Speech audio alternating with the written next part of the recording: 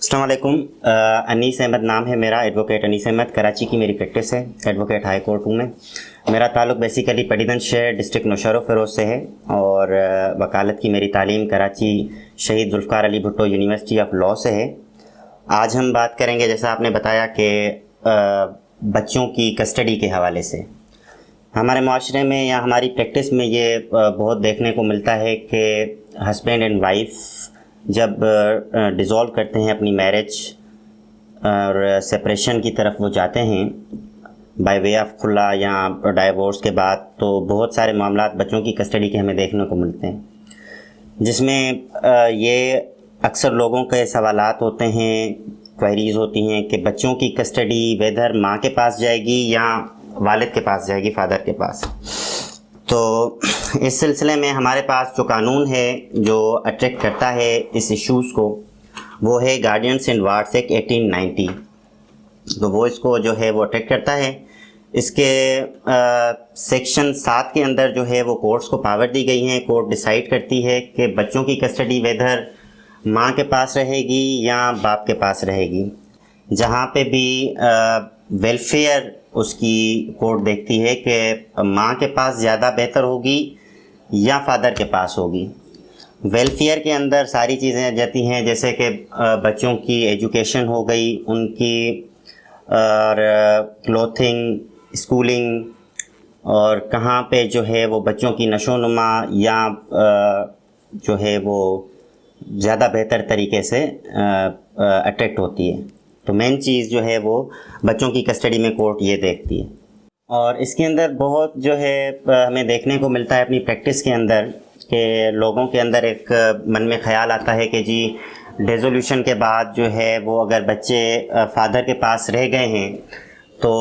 कहीं ऐसा तो नहीं कि फ़ादर जो है वो अभी बच्चों को वालदा से कहीं दूर ले जाएगा और किसी और शहर में चला जाएगा, या उसकी जो मीटिंग के जो राइट हैं वो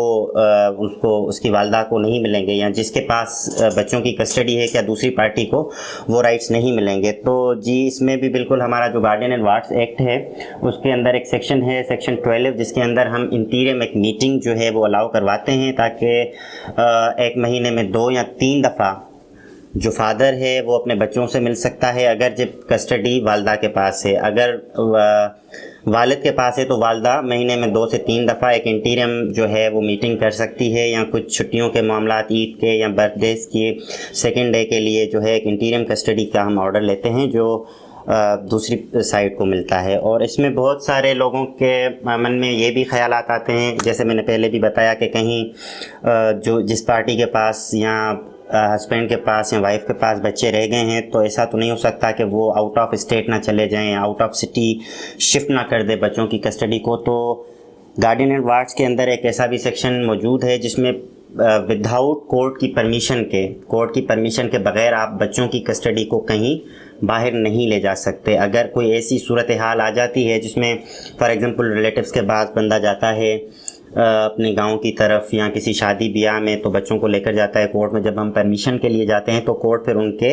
एक प्रायर इंटेमिनिटी बॉन्ड जो है वो अपने पास जमा करती है, या पासपोर्ट्स या CNICs, ताकि इस चीज़ को मेक श्योर किया जाए कि कस्टडी को, चिल्ड्रेन को, माइनर्स को हम रिमूव नहीं करेंगे, हम वापस लेकर आएंगे। और इसके अंदर बहुत सारी और चीज़ें जब कोर्ट कस्टडी देने के टाइम पे डिसाइड करती है, एक प्रॉपर जब एक केस चलता है और हम वेलफेयर के ग्राउंड को जब हम प्रूव करते हैं, या कोई भी साइड प्रूव करती है कि जी माइनर्स की जो वेलफेयर है वो हमारे पास बेहतर है, तो उसके बाद जब कोर्ट इस चीज़ को डिसाइड करती है तो उसमें भी जो है वो दूसरी जो फरीक है जिसको अगर कस्टडी नहीं मिलती तो उसके राइट्स को भी देखा जाता है और उसको फाइनल ऑर्डर के अंदर भी कस्टडी दी जाती है, जैसे ईद की छुट्टियों की, गर्मियों के स्कूलिंग की छुट्टियों की, या फिर अगर बर्थडे आता है तो बर्थडे का फर्स्ट या सेकंड डे जो है वो आइदर पार्टी को मिलता है। और इसमें बच्चों की एज को भी देखा जाता है, जैसे कि अगर बेबी बॉय है तो वो 7 साल तक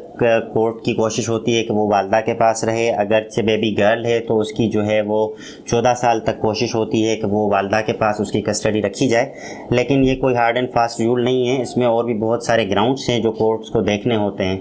जिसको ट्रायल के दौरान प्रूव करना होता है।